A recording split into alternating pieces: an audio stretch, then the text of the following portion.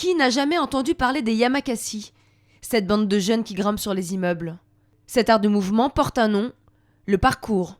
Les pratiquants sont appelés des traceurs.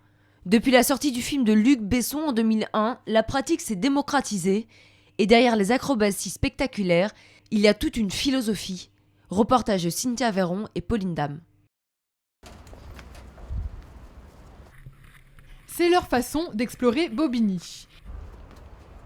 S'ils n'ont pas le vertige, c'est que ça fait presque 10 ans qu'ils pratiquent le parcours. On regardait juste si ce saut était possible, mais ça a l'air, comme on se voit vraiment la résistance du truc en métal, on hésite un peu à sauter là direct, quoi.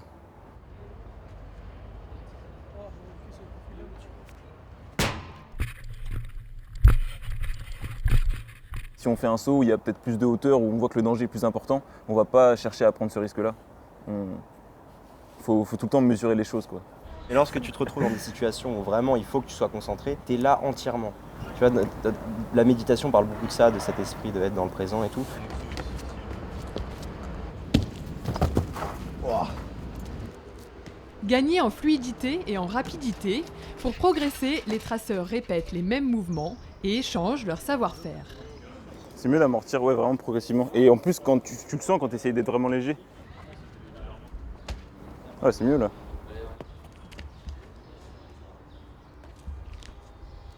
Il faut vraiment faire attention à tous les éléments et pas simplement à l'endroit où on va arriver. C'est vraiment la course, les appuis et ensuite le saut et la réception. Il faut vraiment tout décomposer, quoi. Preuve du succès, une vingtaine d'associations se sont créées en France en l'espace de 10 ans.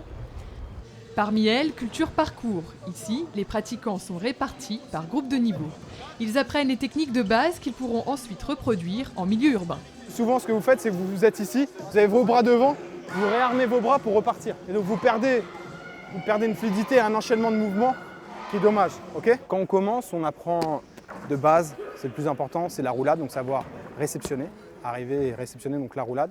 Et après, c'est tout ce qu'on appelle les basic steps, qui va être le franchissement d'obstacles. Donc il y a différentes techniques, dont le saut de chat. Des félins des villes qui repoussent sans cesse leurs limites. Par terre ou en l'air. On a l'impression d'être vraiment invincible. Et ça amène souvent une blessure qui apprend beaucoup de choses ensuite. Et ensuite, lorsqu'on se relève de cette blessure, on gagne en humilité, on ne perd pas cette richesse-là, cette force, cette énergie qu'on sentait en nous au début, mais on travaille dessus. Des acrobates, des casse-coups, le parcours impressionne, fait rêver, comme dans Yamakasi, dans lequel a joué Charles Perrière. Mais pour lui, c'est avant tout une philosophie, un état d'esprit. De quoi changer un homme. Je les vois arriver, leur première année, ils marchent comme ça, la tête baissée. Ils sont collégiens, lycéens. Et au bout de quelques temps de pratique, je vois des mecs, voilà, ils sont, voilà, comme ce qu'on entend, ils sont fiers. Et pour moi, c'est une espèce d'éducation parallèle à la société. C'est une école de la vie. Pour les traceurs, une seule et même devise, être fort pour être utile, en toute humilité.